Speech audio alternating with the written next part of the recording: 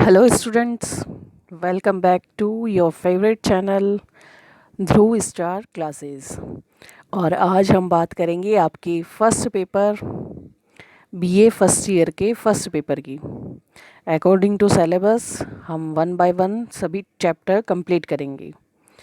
तो ये आपका सिलेबस है, पार्ट ए और पार्ट बी और पार्ट सी। एग्ज़ाम का पैटर्न भी आपको पता होगा। 100 मार्क्स का टोटल पेपर होगा, जिसमें ए पार्ट होगा 20 नंबर का, 10 क्वेश्चन आएंगे 2-2 नंबर वाले। और बी पार्ट होगा आपके, जिसमें 5 क्वेश्चन होंगे और पर क्वेश्चन 4 नंबर, यानी 20 मार्क्स का टोटल ये बी पार्ट। और सी पार्ट की बात करें तो आपको 3 क्वेश्चन अटैम्प्ट करने होंगे, जो कि 20 मार्क्स के होंगे। ये पार्ट टोटल 60 मार्क्स का होगा। और इस प्रकार आपकी टोटल जो पेपर होगा वो 100 मार्क्स का होगा।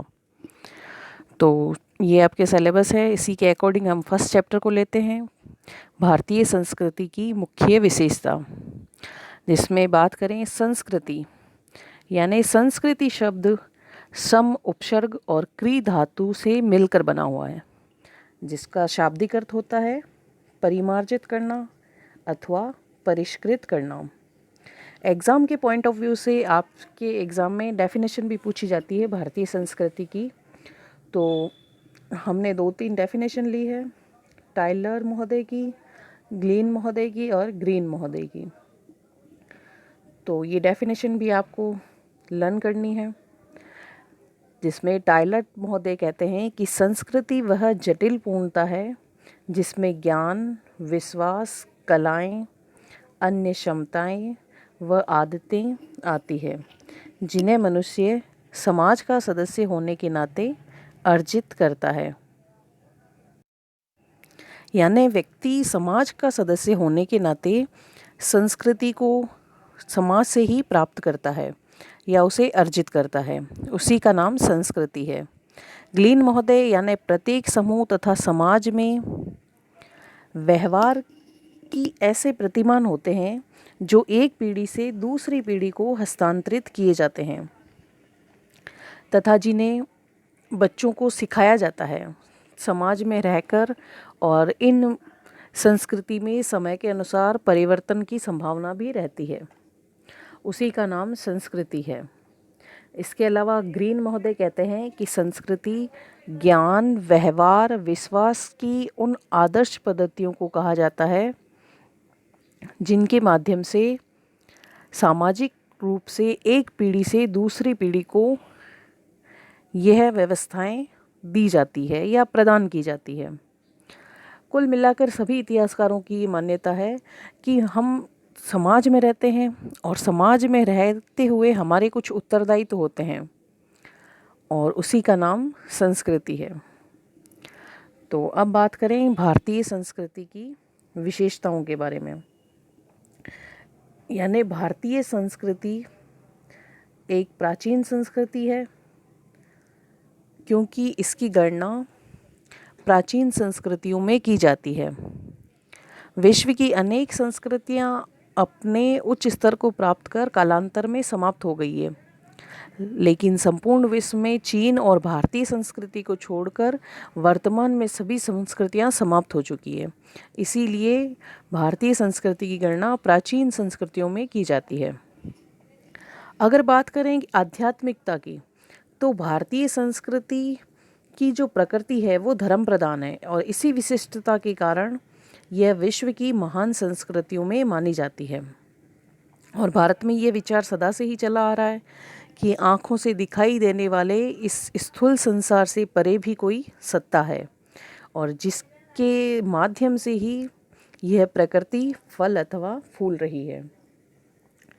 और बात करें संस्कृति की सहिष्णुता की, तो विविध संप्रदायों के प्रति सम्मान भाव रखते हुए भारतीय संस्कृति संसार के सभी धर्मों के प्रति आदर प्रकट करती है, और इसी कारण भारतीयों का दृष्टिकोण उदार व सहिष्णु रहा है। आनुकूल्यता यानी अपने को परिस्थिति के अनुकूल बनाते रहना। भारतीय संस्कृति प्रारंभ में लचीली रही थी और इसी कारण यह प्रत्येक परिस्थिति में ढलने की प्रवृत्ति के माध्यम से आवश्यक तत्व इसने ग्रहण किए और समय के साथ बदलती रही। इसी को संस्कृति की आनुकूल्यता कहा जाता है।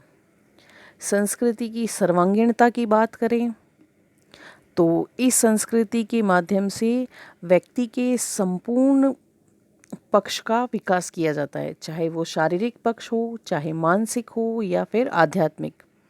यानी भारतीय संस्कृति में इहलोक के अलावा परलोक की उन्नति का भी मार्ग प्रशस्त किया जाता है। और संस्कृति में ग्रहणशीलता की तत्व विद्यमान है। यानी भारतीय संस्कृति समय और परिस्थिति के अनुसार विकास करती आई है और अन्य संस्कृतियों के प्रभाव में आने के बाद भी उसने अच्छे आदर्शों, व्यवहारों और नियमों को ग्रहण किया है और अपने में परिवर्तन भी किया है समय के अनुसार। अब बात करें अहिंसा और एकता की, तो भारतीय संस्कृति में इसके तत्व विद्यमान है और आज के इस वर्तमान युग में भी भारतीय संस्कृति शांति और अहिंसा की ही बात करती है। इसमें कोई संदेह नहीं, क्योंकि मानव सभ्यता इसी कारण समृद्ध व गौरवान्वित है। भारतीय संस्कृति को एक विशिष्ट स्थान मिला हुआ है और इसी कारण इसे विश्व गुरु की संज्ञा दी जानी चाहिए। और समानता और सौहार्द की बात करें तो भारतीय संस्कृति में परोपकार की भावना भरी पड़ी है। भारतीय संस्कृति ने हमेशा ही लोक कल्याण के बारे में सोचा है और जीवन के प्रत्येक क्षेत्र में अधिकार व कर्तव्य का विशुद्ध और स्पष्ट विवेचन किया है। और भारतीय चिंतकों ने व्यक्तिवादी दृष्टिकोण के स्थान पर भी विश्व बंधुत्व की भावना पर बल दिया है। और इसी के साथ हमारे आज का लास्ट टॉपिक है ये, संस्कृति में निरंतरता के गुण विद्यमान है। यानी मुस्लिमों, अंग्रेज़ों, विदेशी जातियों ने भारत पर शासन किया था, लेकिन फिर भी भारतीय संस्कृति अपने मूल रूप में कल भी विद्यमान थी, आज भी है और हमेशा ही रहेगी। और विचारों की स्वतंत्रता यानी वसुदेव कुटुंबकम की भावना भारतीय संस्कृति का आदर्श रहा है। हमारे देश में आस्तिक और नास्तिक दोनों प्रकार की विचारधाराएं विराजती है। या बात करें सगुण विचारधारा या निर्गुण, तो यहाँ पर इन दोनों विचारधाराओं का भी समर्थन किया जाता है। एकेश्वरवाद हो या बहुदेववाद, भारतीय संस्कृति में सभी विचारधाराओं का सम्मान किया जाता है और इसी कारण भारतीय संस्कृति में अनेक विशेषताएं विद्यमान हैं, जिनके बारे में हमने अब तक बात की है। और निष्कर्ष रूप में हम यही कह सकते हैं कि विश्व की एकमात्र पवित्र व विशुद्ध संस्कृति भारतीय संस्कृति है और इसीलिए इसे सभी संस्कृतियों की जननी माना जा सकता है। तो इसी के साथ आपसे विदा लेती हूँ। धन्यवाद।